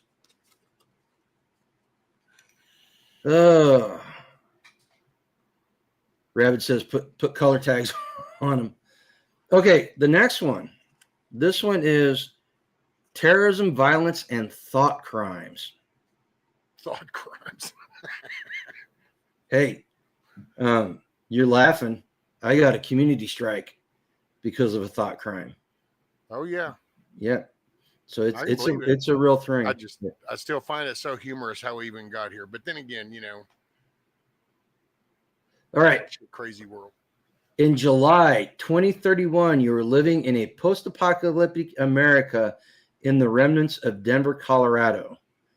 You are currently working as a government historian, and you are asked to rewrite past events to favor the regime. Well, they've already done that. They've been doing that. Do you comply, preserving your safety but distorting the truth, or resist, risking your life but maintaining historical integrity? What would you do if you were in this situation? And explain to me why you would do that. No, I'd retain the historical facts, because that's your foundation. That's the truth. And if you give in, if you give a little, they'll take a lot. So it's just okay. So rescue standing by history, and And what if they tell you, what if your livelihood depends on that rescue? I mean, that's your job. Your job is to work for the government and do what the government says. They're going to kick you out. You're in a post-apocalyptic world where food is short. There's no infrastructure. There could be roaming gangs out there. They're going to kick you off the reservation if you don't do what they say. What do you do then? I would still hold on to the history. Okay. So Dusty says write the truth because it's history. Okay, now I'm gonna push against that a little bit, Dusty. History is not the truth. History is what people write. The truth can be completely different than the actual history, which is exactly what this card is about. They're rewriting that. They're trying to hide the truth by rewriting the history. Well, it has ramifications. One of the little soapboxes I get on is it's a demoralizing of a nation when you take away accomplishments. And, it's like if we think about strong, hard guys that did that, well, then you would hear stories about the founders of the Constitution and the Declaration, these 18, 19, 21-year-olds. But you don't promote that because you really don't need that pride in a nation, because then they're more controllable the more scattered out they are. And I think that was a lesson learned on 9/11. While the tower thing is one thing, but what they learned was the rallying of America, and was like, oh shit, well, we're going to have to do something about that. And they've diffused it some. That's why you only had like 1 million showed up on J6 instead of 30 million like on 9/11. And it's because they worked around. And so I think that's why I think it's important. I mean, you need to try to retain the truth as much as possible, especially with the digital age. So if you're in the 2031 and you're in Colorado, see, once again, that's one of them questions. How the hell did you even get there? How'd you end up in a post-apocalyptic world and you're in Denver, Colorado working for the government? You totally screwed up like way before then. So Huckleberry made the comment that the history is written by the victor, which is absolutely correct. A famous statement. Some everybody needs to think about, and this has ramifications today. The word salad that Kamala Harris uses, to be unburdened by what has passed. That's a Marxist idea where you rewrite the stuff you don't like out of history so that you're not burdened by it. You ignore the past and you don't take lessons from it, because the future that they're going to build for you is better than what you've had before. Right. And that's kind of what this card's talking about. See, I don't think all history is written by the victor, though. I think it depends how deep it goes. Like, matter of fact, in going with the question, how much you will just cater to the crowd, basically, the government per se. Because it's like down here, I can take you out there to the Coshada Reservation, and you'll hear all kinds of stories in there, and it's not always the evil, wicked European that slaughtered everybody. I mean, you'll hear stories about back in the day, one clan warring against another clan, or so it depends on what you want to look at. If all you want to do is look at how colonists slaughtered all the Indians and took over their lands, okay, then run with that and just read that book. There you go. That's all you're going to know. But if you want to kind of go into it then, and you'll find out that there are actual tribes of Indians that actually talk about their history. Mm-hmm. And it's not just the evil, bad colonist. They actually held down here. They do the annual, what do they call that, Grumpy? Powwow? Big teepee powwow, where it's the big gathering, and they do all the ceremonial stuff that they've been doing for decades upon decades. So, but yeah, no, I get what you're saying. That is, so I'm not bucking the system, man. Yeah. Okay, so we've been through 10 cards. It's after 8 o'clock. You guys, I can go on another 15, 20 minutes if you guys want, or If we feel like we're at a good stopping place, you say so. Like I said, I got so much to do and so little motivation this morning. Brother, it's totally your call. If you want to keep going, then Well, we can throw another one. It's what they want to do. It's what the people in the chat want to do. I'm not here for me. I'm here for them. But let's see. I'll pick. We'll do a couple more cards. I will. So, do y'all want another card? So, Anti is asking, did you just make a "How Deep Is Your Love" Bee Gees reference there, Rescue?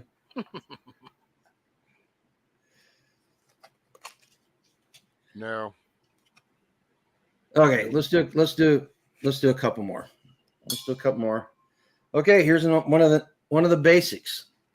One of the basics. We're gonna call you out if you're not doing this. Are your important documents such as insurance policies, identification, and property records securely stored in a waterproof, fire-resistant container? And have you made digital copies accessible from a remote location in case of damage or loss? I'm going to fess up. Being the IT guy, no, mine aren't. I have not made digital backups. Kind of, sort of, yeah. I'm probably about 90% there. We got our little fireproof safe, and then I've actually got a storage drive. Haven't updated it probably though in about a year, as far as with any new pictures per se, but it's got the basic stuff. See, Huckleberry says kinda. Loretta says yep. Who was it? Rabbit says yes. Blue Butterfly says okay. Now I'm feeling bad. Anti says maybe. Don't know. Not gonna tell you. Blue says nope. Smack my hand. I will say a little fireproof safe. They're worth it just because, man, you just never know when fires can happen. Even if they don't damage the whole house, they could hit a certain area, and plus things can get damaged trying to just attack the fire itself. You're going to lose stuff, water drenched type shit. So, well, what about these people that lost everything in North Carolina and Tennessee? Yeah. Their entire lives are washed away if they had a digital backup someplace. Okay, I know what I'm doing this week. I know what I'm doing. Oh my God, do you realize you might start promoting the cloud? Don't upload to the cloud. No, don't upload to the cloud. But I got to say, I think I hit this little blank. I don't even know how we went from a server farm to called the cloud. It's like I thought it had a name. It was called a server farm. Now all of a sudden we just kind of dumb it down going, it's the upload it to the cloud. Put it in the cloud. It's like, what? It's a server farm. Just put your shit over there on the server. But Blue Butterfly's got a visitor. Okay, last card. This is a government question. Hey, covered by CQ. December 2031, in a totalitarian Los Angeles, California, strict information control is in effect. You secretly kept a shortwave radio and received news of an imminent natural disaster that will potentially make tens of thousands of victims in your city. Warning others could save lives, but would lead to your arrest and probable execution. Would you risk everything to save others? Yeah, going off of the card, doing the rabbit thing, I just go with the yeah. Okay.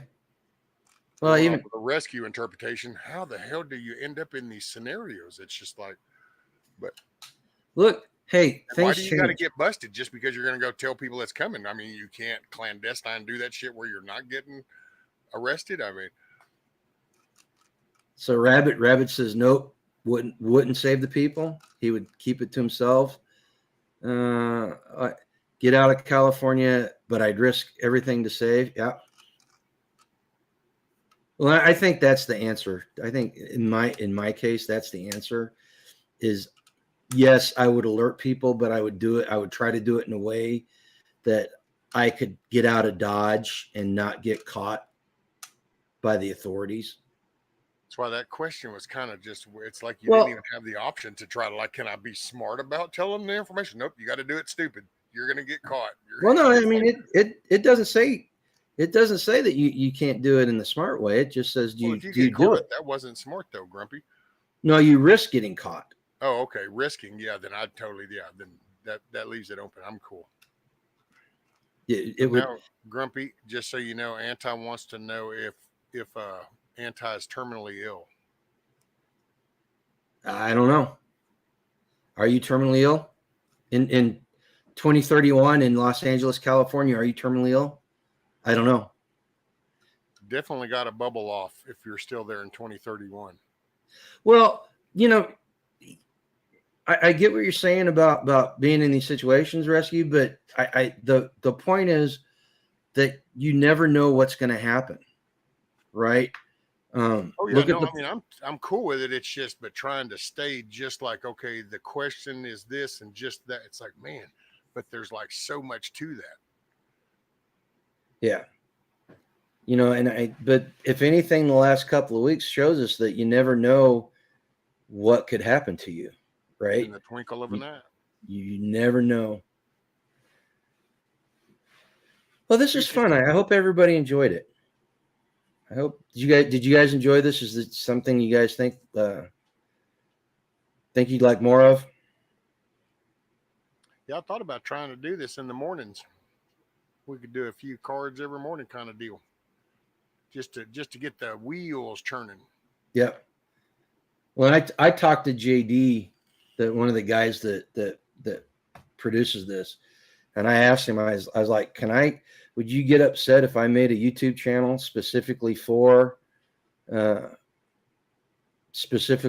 these cards and use the cards as basis for discussion and videos? And he was like, yeah, go for it.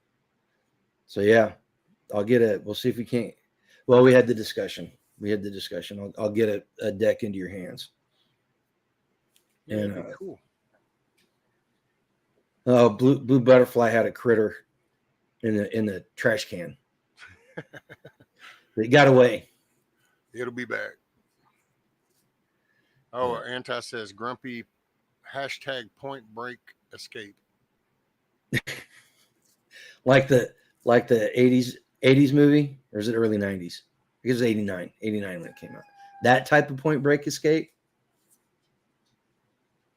The Keanu Reeves escape. Yep. Actually, it was Patrick Swayze. Oh, it Bodie. was Patrick. Well, no way. Wasn't Keanu Reeves in that one too? Oh, he was in it, but he was the one trying to keep him from escaping. Yeah. Patrick Swayze was the one escaping.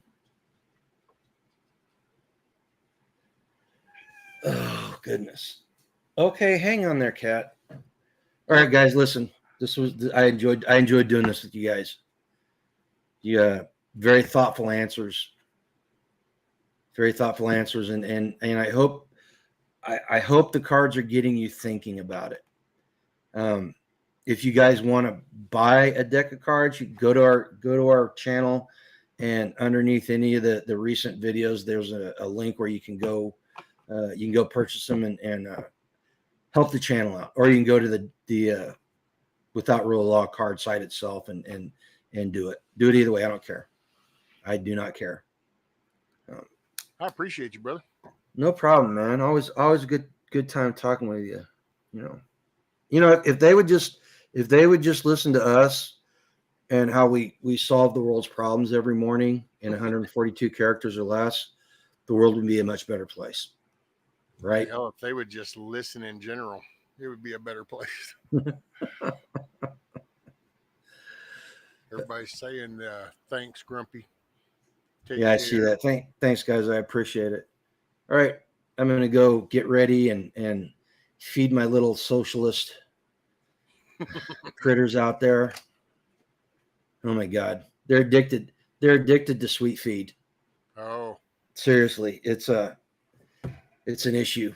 Man, I remember the sweet feed back when I was a kid with my dad had horses and shit. And oh man, them animals, once they it's like they can tell by the sound that you got sweet feed. Yeah. And here they come. They'd come from all over, but they love that shit. So the sheep will eat and walk away, The goats will stand by the feeder for an additional 15 minutes, licking every single surface clean because they're so addicted to it. And I honestly, I don't have the fencing to get them out on pasture enough to try to break them of this addiction. They're addicts. All right, guys, listen, I'm going to, how do I get it? Okay, let's do this. You got Okay. a little thing up there. You should be able to say leave. Well, I think I just hit it. Did I just Hey, I hit my- appreciate you, brother. All right, man. You Make guys it a good day. take it easy and go out today and live a life done free. Take care. Roger that. Exit. Thank you, bud. Well, you turn the camera off. There he goes. Oh my God. Can't do the full screen. We need some flag action. And Blue says she likes that sweet feed. Not me, but the critter. No, you said you do too. We see what's up now, Blue.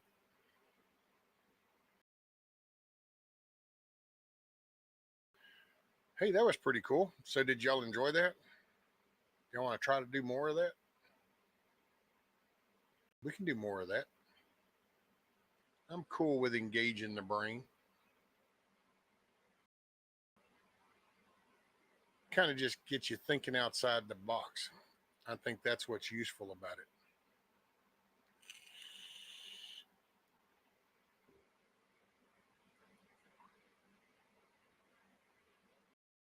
Critters and sweet and sour.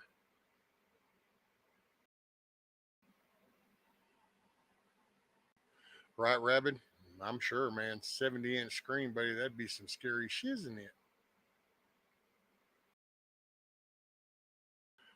Well, we'll try to do that again. We'll just, because I enjoy it. But I mean, I enjoy hanging out with you guys. So, we sit here, we shoot the shit. It's a Saturday. Let's see, what is our high today?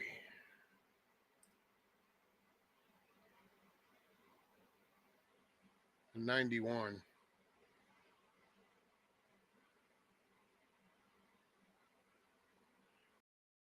We're going to try to knock out some stuff and get some stuff done today.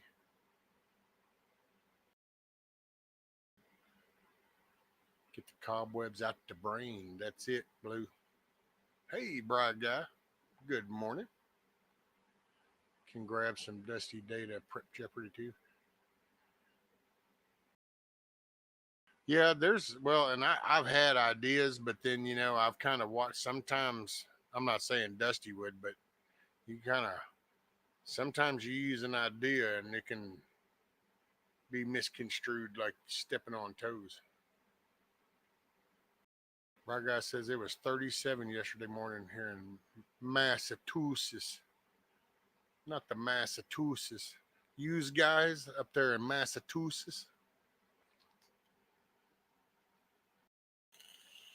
Damn, who was that used to come by and talk? And what was he in Minnesota with the Don't You Know?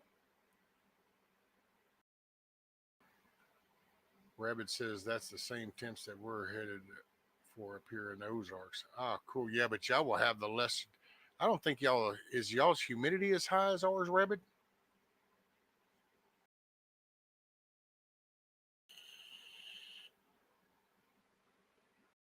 Hey, morning, Dennis. 46 degrees. Yeah, 61 here.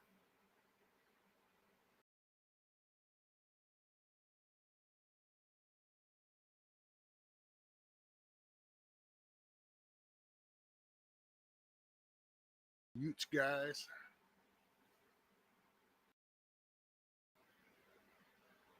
Damn, who was that used to come by? Don't you know? That was so funny. I used to pick at him. Oh, look at there.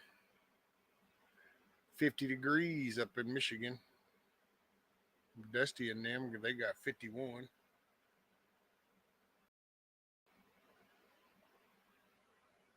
This is nice weather right now. Man, I'm hoping that I'm kind of getting, I don't know. You exercise, so you have the exercise soreness, but sometimes it's hard to figure which is which because I do my little butter bean exercises. Some hands and knees shit, and then I try to lift my leg up. Just goofy little exercises, trying to maneuver, figure out my working points. Find out Wednesday the results of the MRI.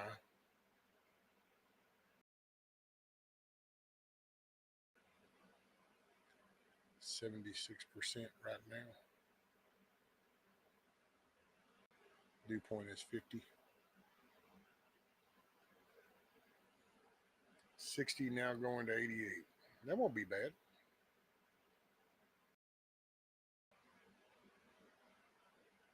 Tomorrow's high is only supposed to be 78 though. This is about the time when y'all kind of start getting cooler, isn't it, Rabbit? I know we can potentially still continue to be hot throughout the month.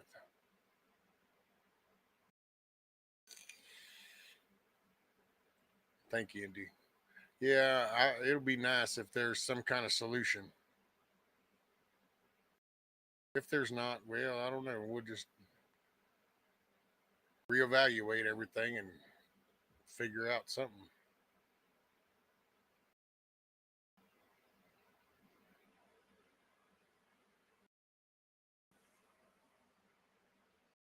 Oh, I will, Blue.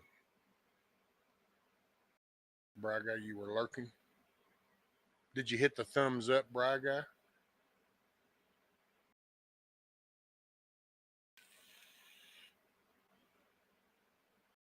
D-Dog says put row covers over part of the garden to extend the grow time.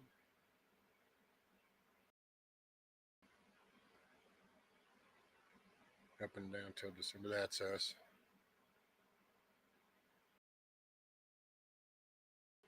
Hey, Michigan Outpost. What's up, buddy? How are the kiddos doing? There you go, Braga. Indy always gets the thumbs up.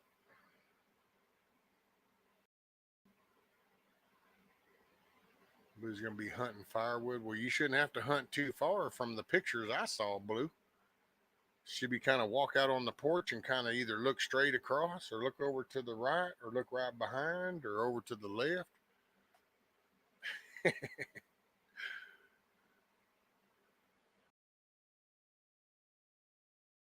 Which I could tell by the way when you were going down the little trail, moving's hard for you too. And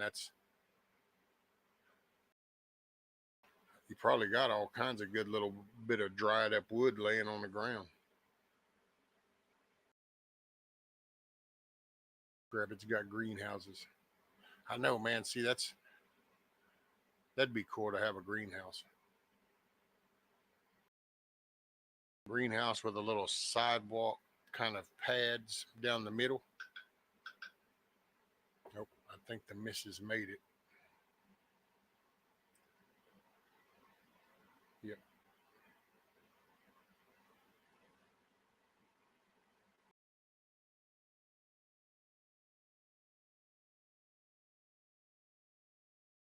I don't run a chainsaw.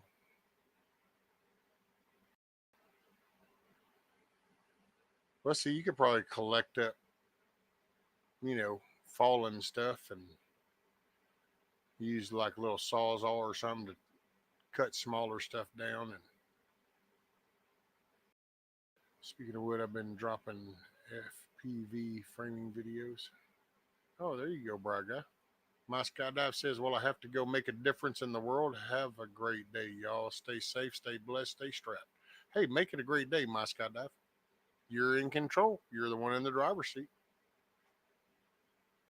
Kids are a pain in my ass. Doing great. That's it. If they're a pain in the butt, that means they're in full stride. So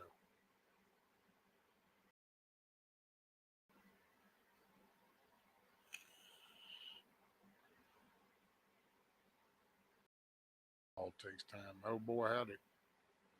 Old and stiff. I got a lot of sticks gathered for starting fires. There you go, Blue.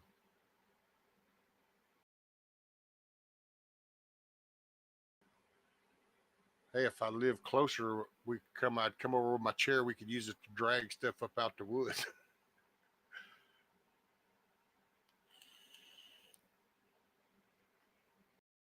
I guess I'm still working out the kinks. Progress towards perfection. I think that's why I don't even try to do any videos, because I start doing stuff and then I overthink everything. It's just my deal. I know it.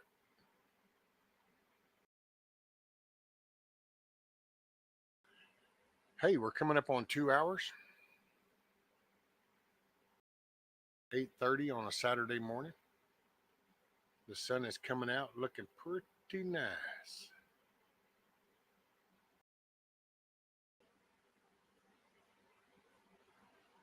So what do y'all got planned for today?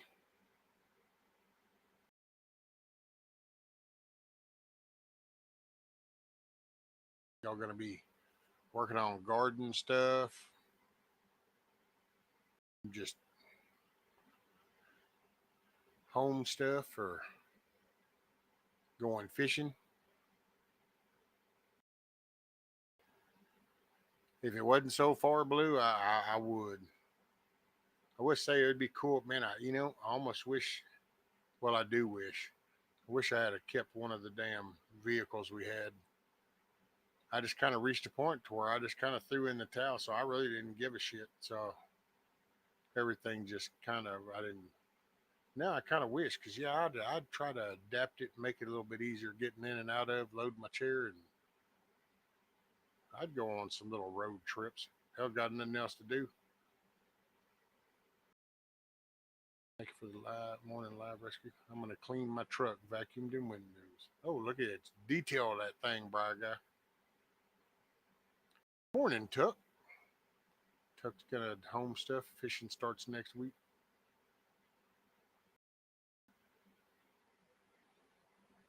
Well, I like all y'all's options. They've all been pretty cool, but Dusty and them, they got the better options, because they're going to spend time with the grandkids. I get to see little man, my grandson, tomorrow on Sundays.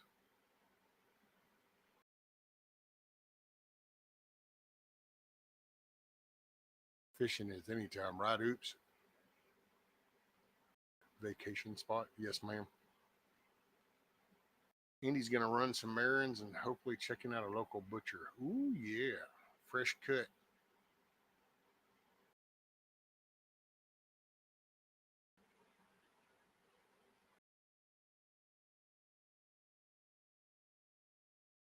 Got to get crap off my trailer so I can go to the sawmill and get a bunch of cutoffs for firewood. $10 a bundle, 35 to 100 to 4,000 pounds each. Hell yeah, Rabbit. That's the way to go. Hey, Blue. There's you some firewood.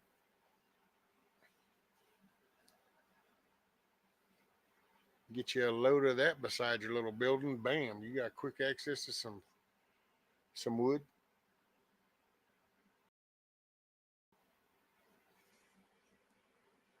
Dusty grandkids are great. Wait till you get great grandkids. They're way cooler. It's that time of year, the pre-winter work, truck cleaning. Get her all detailed up for the winters. Special circumstance. Wife can't take the heat like she used to. Oops, just like Tuck, leave the wife home. Well, she might want to go fishing too.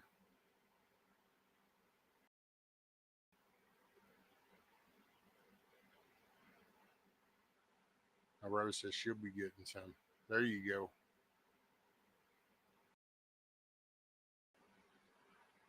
Get hooked up, Blue.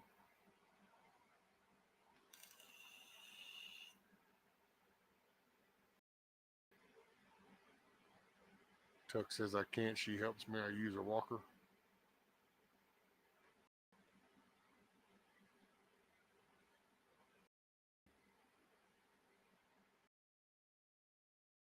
There, you can get you a motorized chair.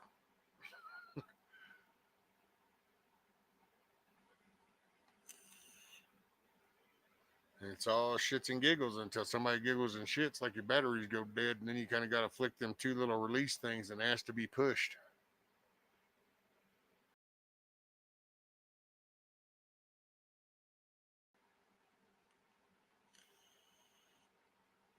I can haul 2 bundles at a time. Figured I'd get 10 at least to be stacked up for a couple of years. Yeah, but see, are you gonna be? Do you got it like in a controlled type thing? Because I would think after a couple of years, wouldn't the cutoff start to break down, rot, and stuff? Get the wife to give you piggyback rides. Oh, Oops says I have a hover round if you want to refurb it. Hey, that's what I use. That's my chair as a hover round. I've done things that are way beyond any commercial for a hover round, I can say.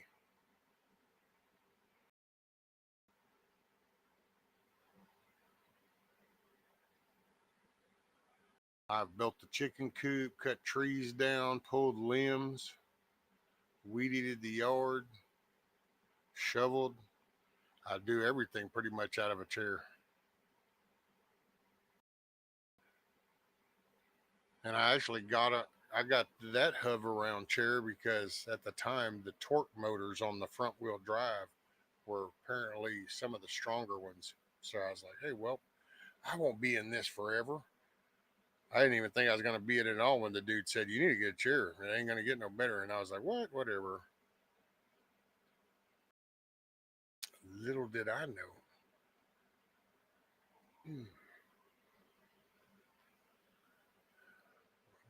Tuck says, I have a scooter, but no lift, and my car won't haul it, and no batteries. Dang, Tuck. Yeah, I got a scooter carrier, and I didn't really think it through when I got it, and then now it just, each time it gets a little farther because you kind of got to put the stupid thing in the hitch. And that just, between me and her, it's becoming more of a job. Now, hover round, if you can afford it, now hover round makes a damn cool little lift, but they're proud of that bad boy. But it swings out, and you can just drive your scooter right up on it, and then it lifts up. And if you got like a hatchback, you can just swing it out the way, use your little hatchback. Then it can be compost. This is true.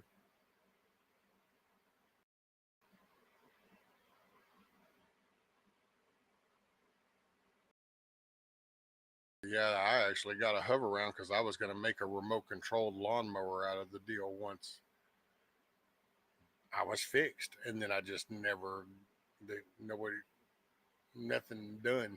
So now I spend all my time in the chair. So I guess I won't be making no remote control lawnmower out the deal.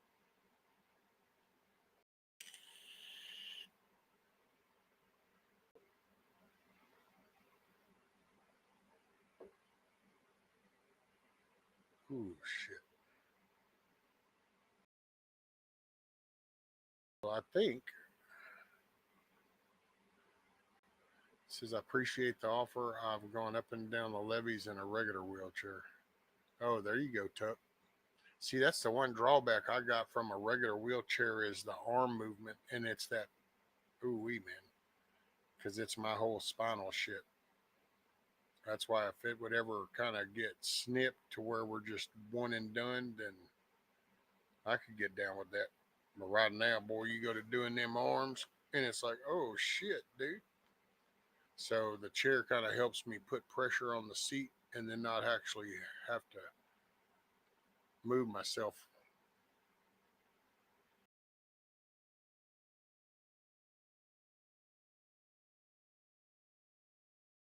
I get the 8 and 10 foot slab cutoffs from the sawmill, lots of firewood. You can make raised beds and fencing with them too. Got to think outside of the box. There you go, Rabbit. Hell yeah. Hell yeah. You know, I just hope things are kind of rough and they're dark times right now. We've had it worse. Keep people in your prayers and look at self-reliance. You ain't got to learn everything about something, but I'd learn a little something. Just how stuff works, how stuff kind of goes. Knowledge is key. They can't take that from you.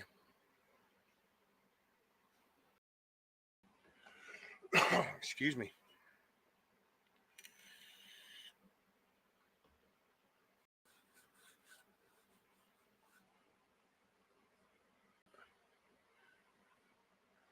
Oof. Man, oh man.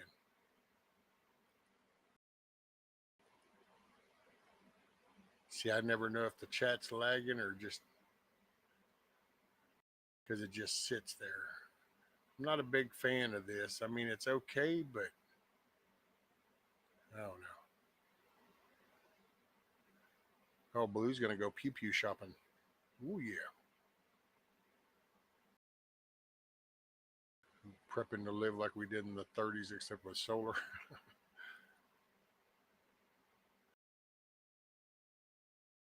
Man, I don't know. I'm hoping that something can come of this and there's some kind of solution. Just half solution is fine, and then I can move around some. If not, well, then I really don't know, because, you know, you can only do so much.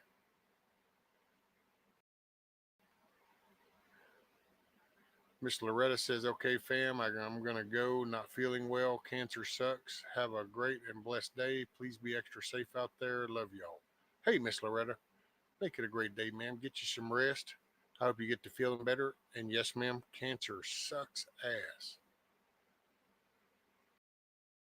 I hate that 6-letter word.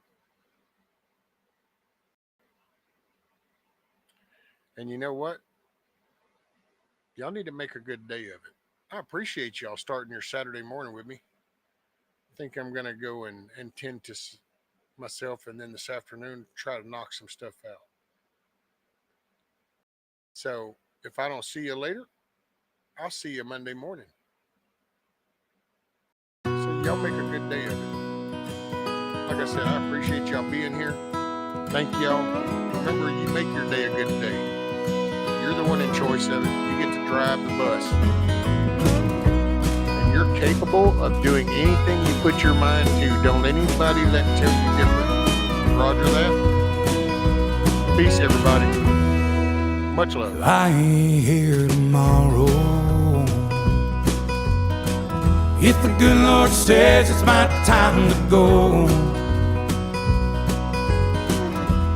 I don't see that morning sunset.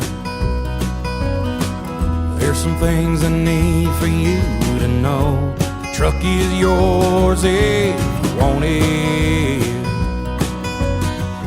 It'll run forever if you treat it right. When you think of me on some back road, that's because I'm right there by your side. Chase your dreams until you catch on. Leave your doubts in a cloud of dust. You can't ever love too big. You can't call your mom too much. Do your best to get it right. Forgive yourself when you don't. Hope you don't forget how much I love you. I ain't here tomorrow.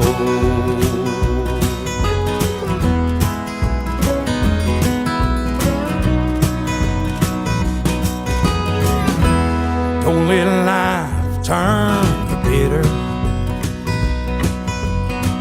Don't be ashamed about your head. Take it easy on the liquor. Remember what it did to your granddad. Yeah, you're gonna get your heart broke, but a couple of tears don't make you weak.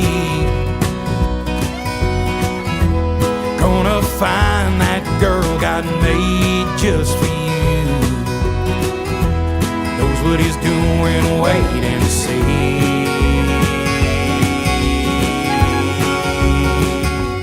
Chase your dreams until you catch on. Leave your doubts in a cloud of dust. You can't ever love too big. You can't call your mom too much. Do your best to get it right. Forgive yourself when you don't. Hope you don't forget how much I love you. I ain't here tomorrow. Remember, you're capable of doing whatever you put your mind to. Put positive, solution-based stuff in your head, and you'll think that way. Be a victor, not a victim.